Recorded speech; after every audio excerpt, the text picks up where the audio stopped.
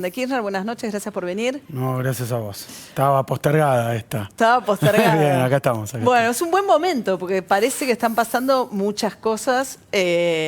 Mencionaba recién en la apertura la nota con la revista Forbes, Sí. Que tituló El otro riesgo país, como que un factor de riesgo para todos estos que le han prestado tanto dinero a la Argentina sería la posibilidad de que volviera al poder Cristina Fernández de Kirchner o alguien del espacio. Pasé de ser la pesada herencia a ser el riesgo país. Sí. No sé si es bueno o es malo. No, la verdad que fue una nota un poco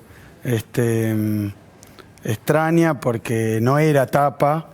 Mirá cómo estoy vestido, venía de otra cosa y me habían pedido hacer una entrevista. Y yo vengo leyendo hace rato las notas sobre Argentina de la Forbes Estados Unidos. Y en realidad no lo retratan ahí, no lo ponen. Yo leí la nota, no lo ponen, pero yo empecé así. Dudo que pueda ser más duro con el gobierno actual que lo que es Forbes de Estados Unidos, o sea, la revista madre, que dijo que el gobierno de Macri es el Titanic. Y varias cosas por el estilo, analizando de una perspectiva norteamericana o de ese círculo de lectores y analistas, que era lo que estaba pasando acá. Y la verdad que tienen un diagnóstico lapidario con la política del gobierno, no andan con las pavadas que inventa Macri, de que la tormenta perfecta que le pasó, que la pesada herencia, que dicen, es un mal plan, mal aplicado, con muchos problemas de coordinación, echaron a dos presidentes del Banco Central, perdieron 35.000 millones de dólares de reservas, se endeudaron hasta acá y ya nadie les presta plata, van corriendo al fondo. Ahora, ¿eran lapidarios también con el gobierno de Cristina Kirchner? Sí, ¿por qué no? Pero es más natural. A mí sí. Es más natural porque se supone que hay ciertos sectores del establishment internacional que no le han gustado nunca a los gobiernos populares, ¿sí? Por razones ideológicas. Yo creo que... Pero da la sensación, si uno lee esa nota, y decís, bueno, Axel Kicillof, ¿qué tipo de señal está mandando cuando le da una nota? Primero darle una nota a Forbes. Y después decir, en Forbes no somos antiempresas, queremos la rentabilidad de las empresas, yo no rompería el acuerdo con el Fondo Monetario, si bien lo renegociaría. Da la sensación de que ustedes están tratando de decir, tampoco somos tan cuco...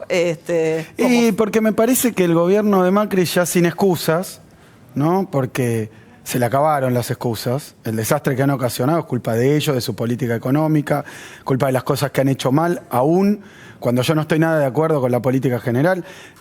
Hay una impericia, una ineptitud y se tiran entre ellos. O sea que no es algo que diga yo. Lo dicen los analistas, lo dicen los oficialistas, lo dicen todos los economistas, lo dicen los ex. El otro día muy sorprendido con lo que dijo Sturzenegger, que le echó la culpa a Marcos Peña de la corrida cambiaria. Pero nada de eso... Dijo que cuando contó en Harvard, Sturzenegger, que cuando Marcos Peña lo recibía con economistas que pensaban distinto a él, ¿no? Claro, pero eso es un desastre para un gobierno, teóricamente Sturzenegger. Un desastre en varios aspectos. Pero espera, quiero no perder de vista lo anterior. Bien. ¿Hay un esfuerzo de ustedes por decir no sería tan grave si ganamos las elecciones el año que viene? Yo creo que hay una cuestión inicial que tiene que ver con una actitud de los empresarios, con una actitud de los inversores, que ven que este gobierno va muy mal, esa es la premisa, esto no funciona y todos están discutiendo por qué. ¿Qué es lo que pasó? ¿Qué pasó? ¿Que pasaron cosas? Dijo Macri.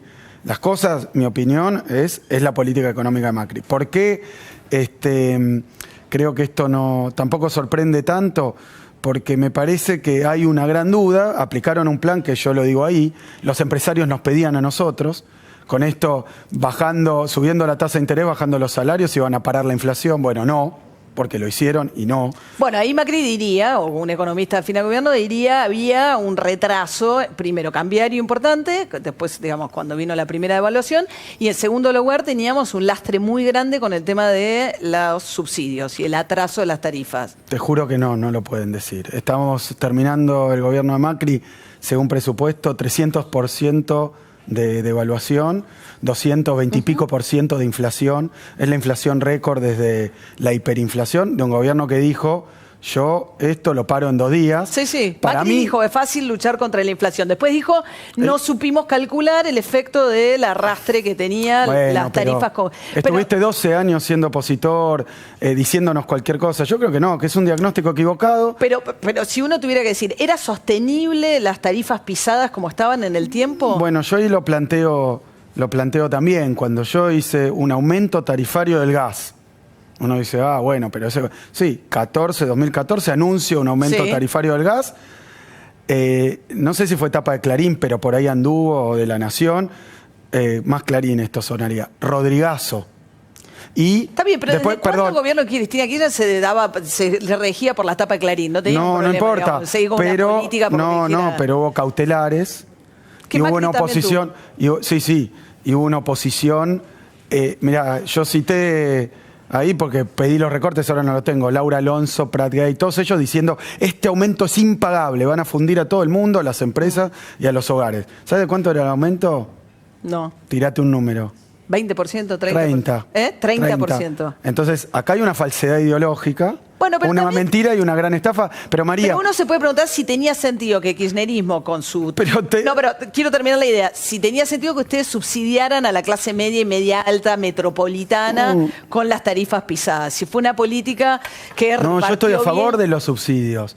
Pero estoy a favor de los subsidios, esos subsidios? y de las tarifas razonables. Sí teníamos mucha dificultad cuando queríamos ajustar tarifas para hacerlas razonables.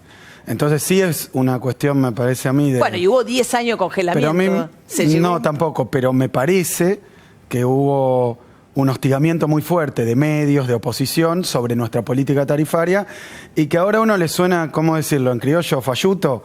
Si vos estuviste todo el tiempo, cada vez que nosotros queríamos mover 5% una tarifa, diciendo que eso era impagable, ahora no vengas con un aumento del 2000% porque no le aumentó el gobierno anterior. Algo nos Bueno, cierra... pero fueron 10 años también, está bien. Aún teniendo Pero en cuenta ningún esos aumento 10 años pasaba. de- Pero ningún aumento pasaba. Entonces, yo lo que quiero decir es que me parece con varias cosas. Por lo que vos me preguntabas de en qué andan los empresarios, qué están reflexionando, qué nos pueden venir a preguntar a nosotros. Primero, este gobierno es un fracaso. Y me parece que eso hay unanimidad. Unanimidad. Yo creo que nadie dice este gobierno hizo, no me pueden enumerar 3 cosas que hagan bien. Ahora tuvieron un problema grave de seguridad, incluso que era donde se vestían de Rambo. Entonces yo creo que es un fracaso que decepcionó a su base electoral, tanto empresarial, ni hablar pyme, ni hablar clase media, ni hablar clase media alta. Bueno, ahí es donde está más fuerte, media y media alta, ¿no? Digamos, Sí, pero no ha habido una deserción. Mira, Macri llega al gobierno con 60% de imagen positiva. Y no es que me quiera hacer un picnic o decirle acá a los que me escuchan en La Nación. Lo que digo es no les cumplió nada, mintió en todo, deliberadamente.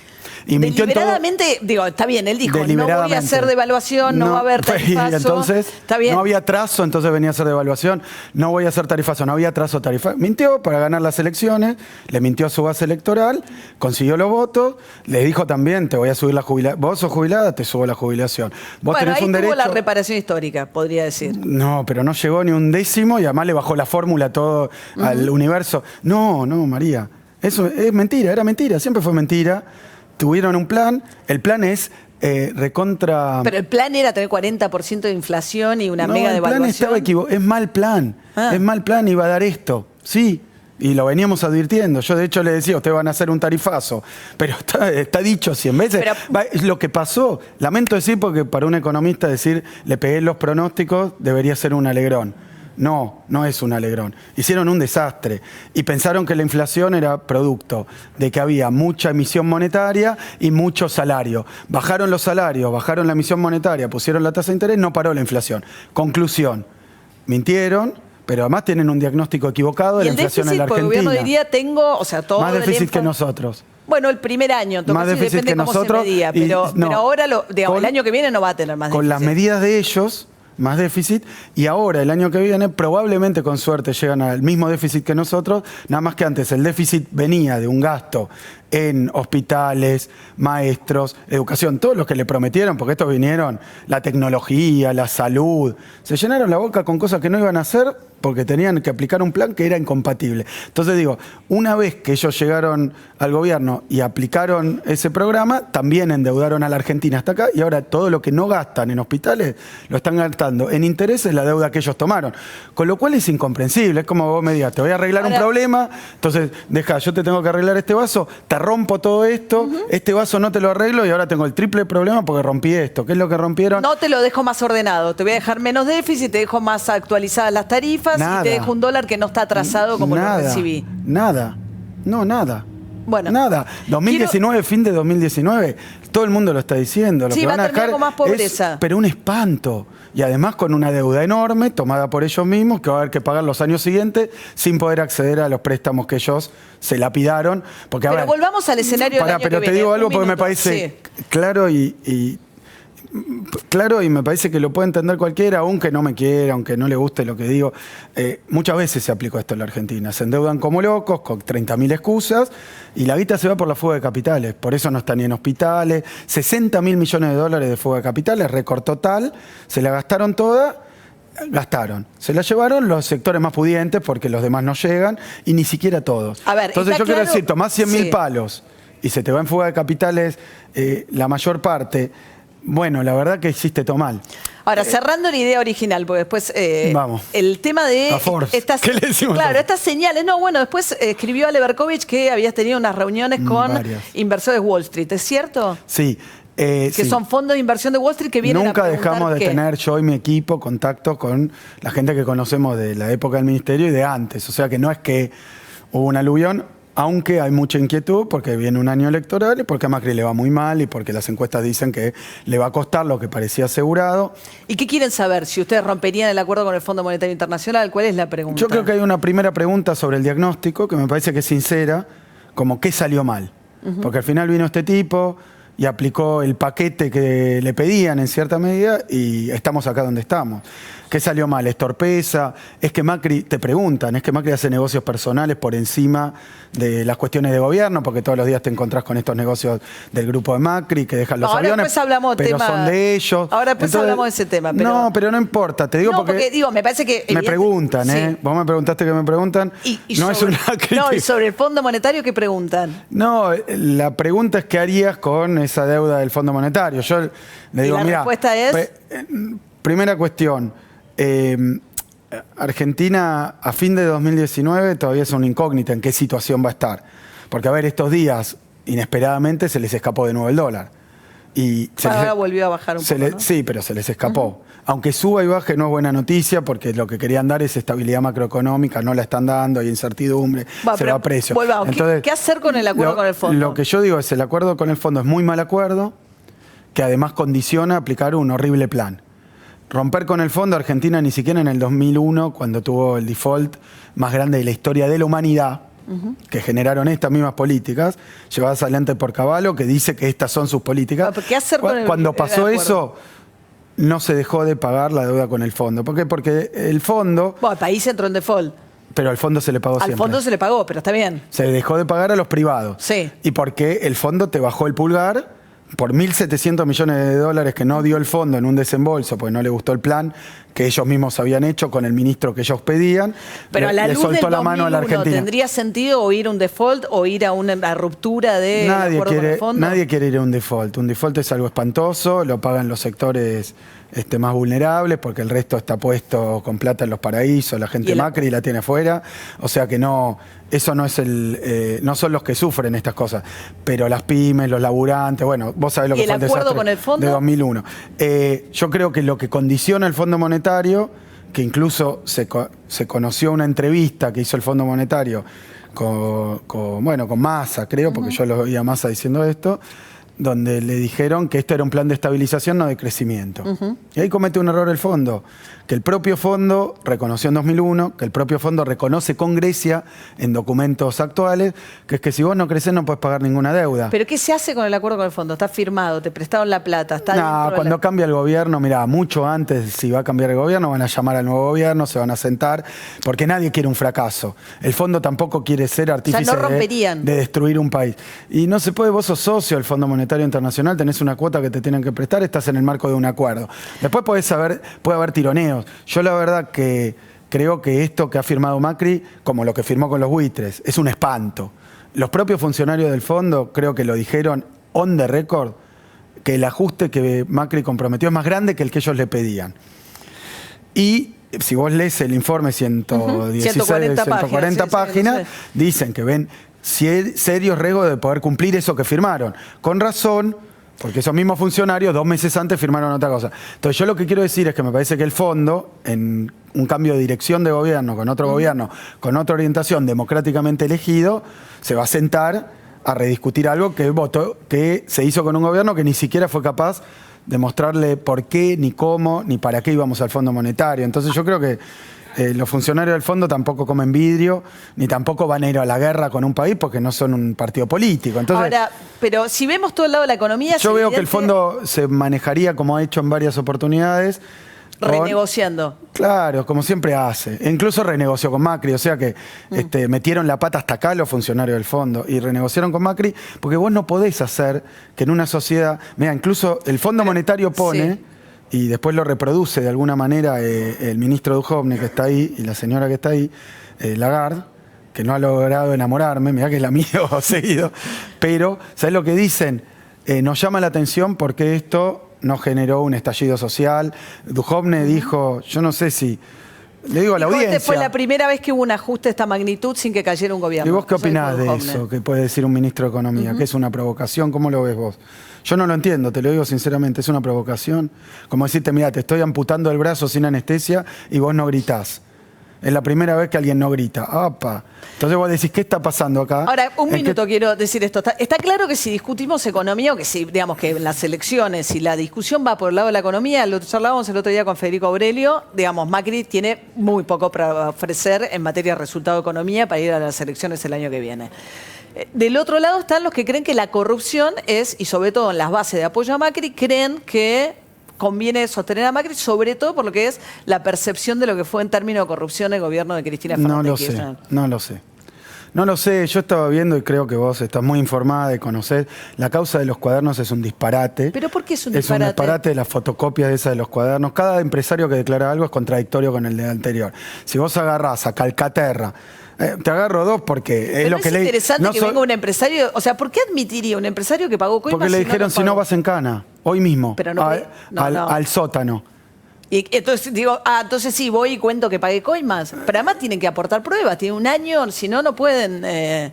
Y mirá qué raro. Por eso yo... Pero vos crees que no hubo coimas. Esto es lo que yo digo. Yo no, mira, lo que te digo es, lo que yo veo en esa causa de los cuadernos, que es una oportunidad para ver si alguien puede explicar algo del cártel de la obra pública, cómo operó, porque ahí el que era presidente de la Cámara de la Construcción, Wagner, ¿no? Que es uno de los arrepentidos. Dice, nos juntamos, por primera vez en la vida, nunca se había juntado el cártel de la obra pública, el Club de la Obra Pública, se ve que se creó cuando llegó nuestro gobierno, según Wagner. Yo digo que no, porque yo conozco esto del cártel de la construcción y del Club de la Obra Pública desde que era así de chiquitito, y un miembro de los señeros de esos es el papá de Macri, de ese club de la obra pública, que teóricamente hacían. Una cosa es cartelizarse para... No, pero cartelizarse es cobrarle un sobreprecio al Estado.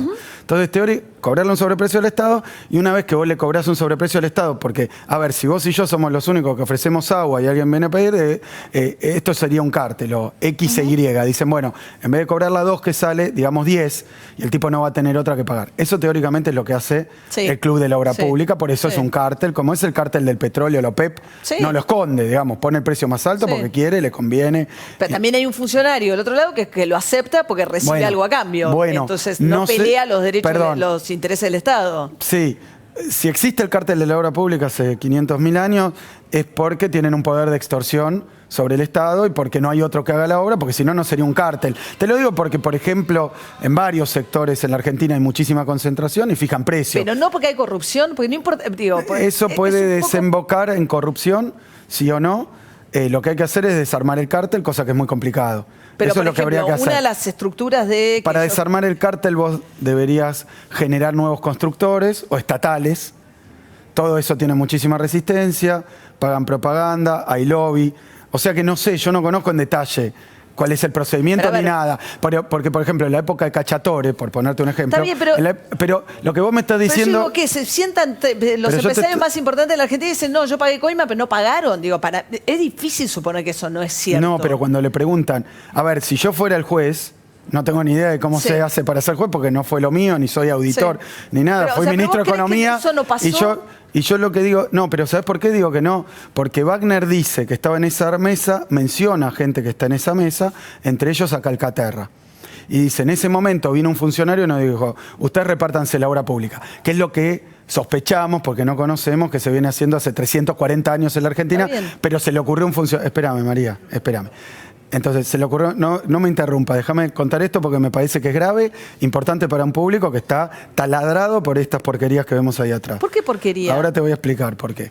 No vos, el camarógrafo se me ríe. No, por esto. ¿Qué, los cuadernos son una porquería? Yo no vi ningún cuaderno, No, pero- los quemaron, no conozco, me parece toda una fantochada. Eso es lo que, como la causa de Lula, me parece esa fantochada. A mí me puedo estar equivocando y mirá que estoy cubriendo a los empresarios.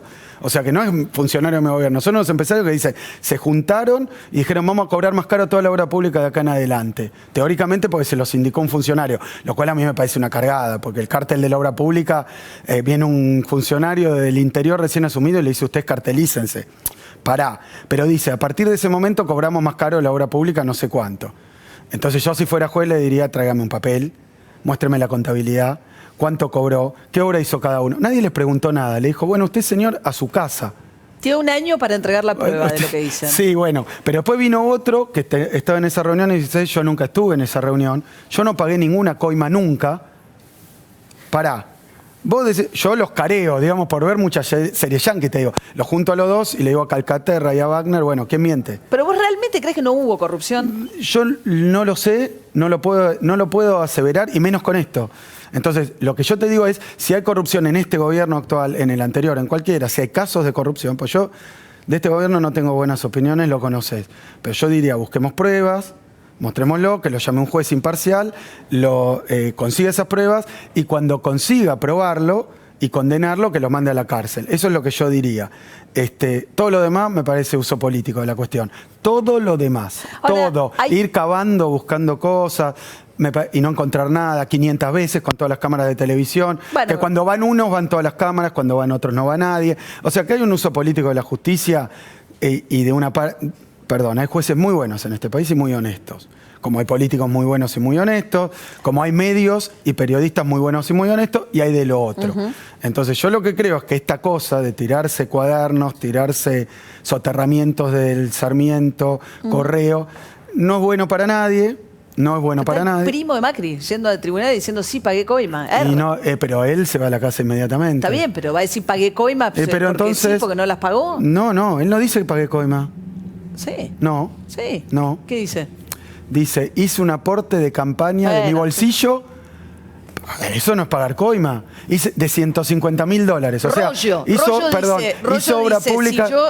Rollo dijo. Pero María, vos no ves. Pero un minuto. Los subsidios funcionaban de una manera que, digo, era bastante oscuro el sistema de subsidios. No, pero quiero que me entiendas bien. ¿O no? No soy especialista en la causa de los cuadernos. Lo que te digo es que a mí me parece todo ¿No te parece verosímil? Una truchada. No, contradicciones. Por lo que leo en los diarios, no me puse a leer. Pero por lo que leo en los diarios, uno dice, estábamos los dos en la reunión. Uno dice, yo. Ministro de Economía, quiero saber si el ministro de Planificación era un corrupto que a mis espaldas quiero saber si el presidente de la nación es un corrupto. Sí. Porque me asusta mucho que el tipo llega procesado y ahora parece que si vos estás procesado es un desastre y no puedes ejercer ningún cargo, el tipo llega procesado y a los 10 minutos sobreseído, justo es presidente, Angelici, Pepín. Estos nombres me los sé porque andan circulando por ahí, no soy experto. Y te diría la verdad, quisiera dedicarme a pensar cómo hacer para que la gente tenga laburo, llegue a fin de mes. Perfecto. Perdón, querría dedicarme a eso. Entonces me parece que cuando empiezan con estas cosas tan intensas y cuando después ya es claro, porque mucha gente se da cuenta de que si hay corruptos son los de Panama Papers,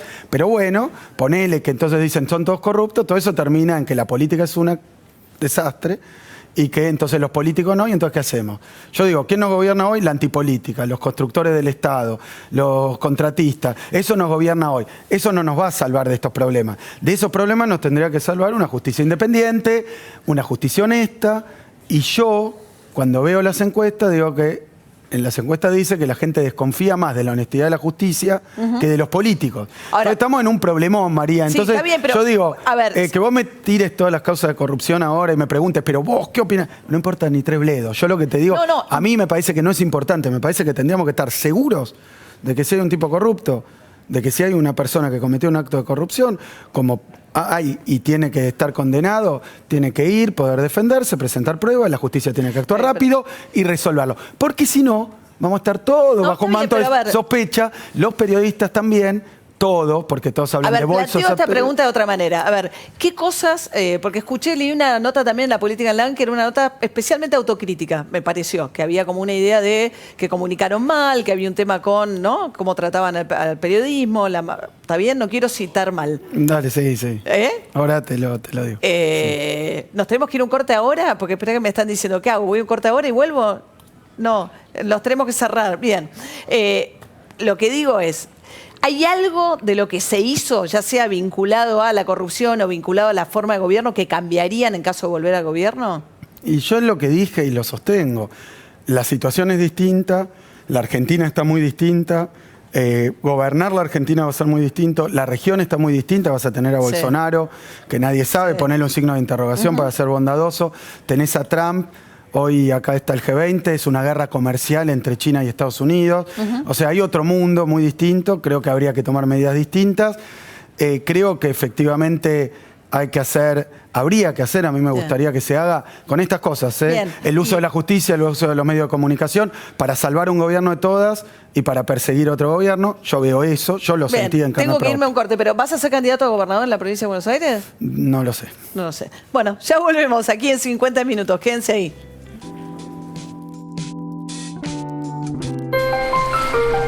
Soy Jorge Arasi. Hace 7 años sentí que era mi momento. Tener mi propio negocio sin estar solo. Abrí mi oficina RE/MAX y alcancé el éxito que siempre soñé. Hay una franquicia RE/MAX para vos también.